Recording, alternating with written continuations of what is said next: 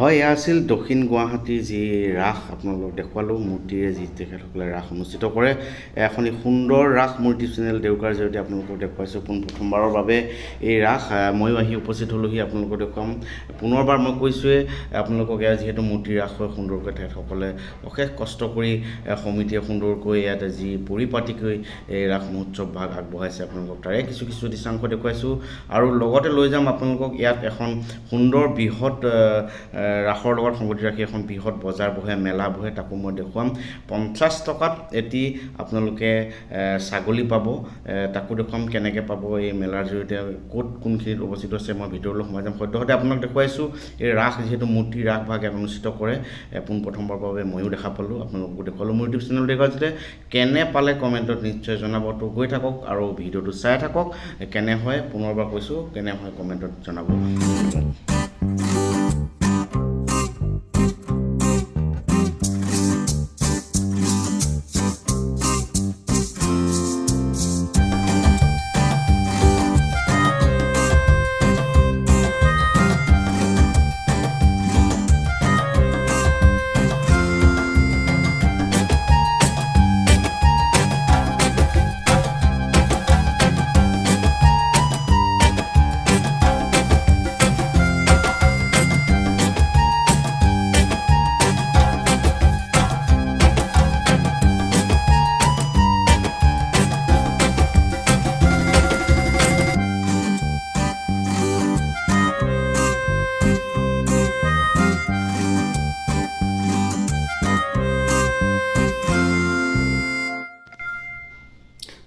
হয় বিভিন্ন অনুষ্ঠান আছে, ৰাতি সাংস্কৃতিক অনুষ্ঠান আছে। এই মহাৰাস যিহেতু তেখেতসকলে অনুষ্ঠিত কৰিছে, আপোনালোকক কৈছোঁৱেই মূৰ্তি মহাৰাস, আৰু আছে দক্ষিণ গাঁও গুৱাহাটীৰ যি লখৰাত, এই লখৰাত অনুষ্ঠিত এই ৰাসখনি পোনপ্ৰথমৰ বাবে ময়ো দেখুৱাইছোঁ।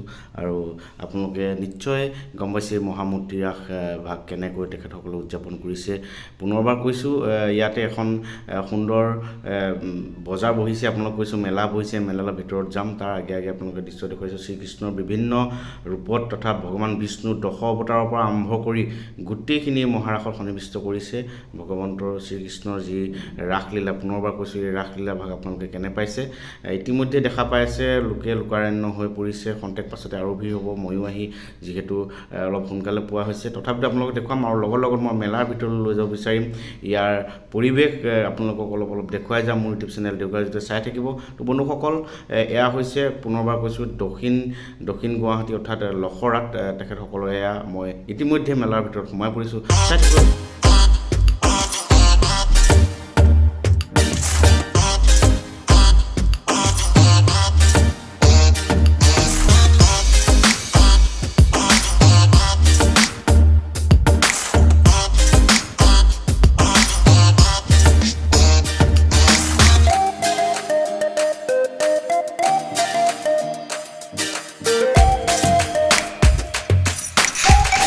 ইতিমধ্যে মই মেলাৰ ভিতৰত যিহেতু প্ৰৱেশ কৰোঁ, আপোনালোকক দেখুৱাইছোঁ। এয়া হুইলটো যিটো ঘূৰাই দিব, এইটো এটা খেল হয়। এই খেলটোত আপুনি যদি 23 নম্বৰত এটা মুৰ্গী আছে বা এটা হাঁহ আছে, যদি আপুনিও সেই 23 নম্বৰটো লগাই দিয়ে হুইলটো যদি এটা নিৰ্দিষ্ট স্থানত 23 নম্বৰতে আপুনি লগোৱা নম্বৰত ৰখে, নিশ্চয় এটা মুৰ্গী আপুনি 50 টকাতে পাব। তো বন্ধুসকল, এয়াই নহয়, 50 টকাত এটা ছাগলীও পাব। ক'ত আছে মই আপোনাক দেখুৱাম। তো মেলাখন চাই থাকিব। কেনে হয় ভিডিঅ'টো আপোনালোকক কৈছোঁ, কমেণ্টত নিশ্চয়।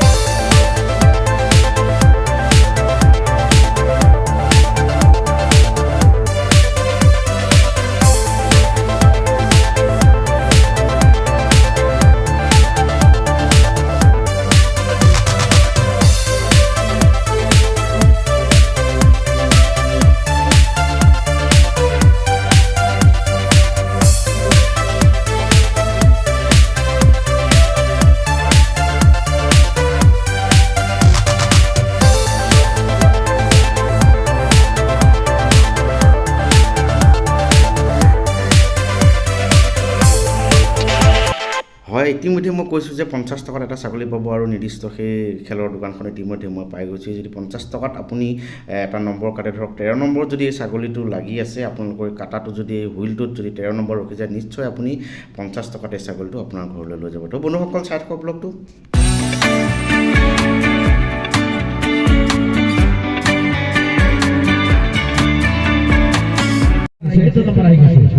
নিজের ভাগ্য নিজে ট্রাই করে মাত্র 30 টাকা, অনলি 30 টাকা। আমার জন্য বাইরে কার ভাগ্য কি আছে বড় না জানি, আমার লটারি ফলাপ করি হয় মাত্র 30 টাকার ভাগ্য সহযোগ, অনলি 30 টাকা, অনলি 30 টাকা। এই ফলে মাত্র ধরে পুরস্কার পাই আছে মাত্র 30 টাকার ভাগ্য লটারি। আপনার নসিব ধামাকা লটারি, অনলি 30 টাকা, 30 টাকা। বাইরে এটা পয়সা মাত্র 30 টাকা। পুরস্কার না পেলে পয়সা দেব না লাগে, পুরস্কার না পেলে পয়সা রিটার্ন পাবো, অনলি 30 টাকার নিজের ভাগ্য নিজে ট্রাই করে।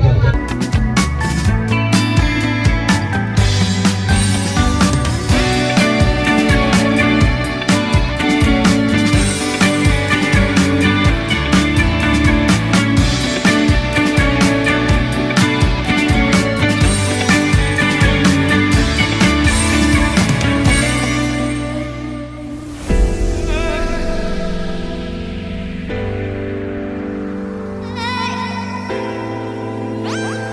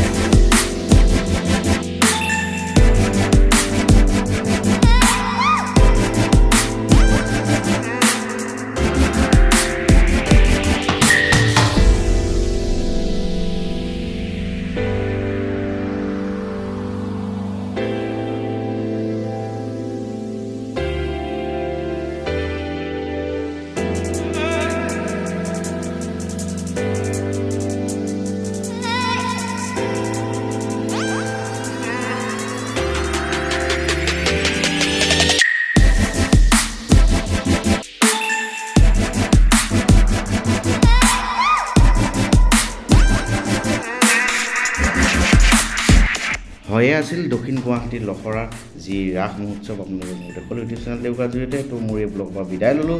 ধন্যবাদ, শুভৰাত্ৰি।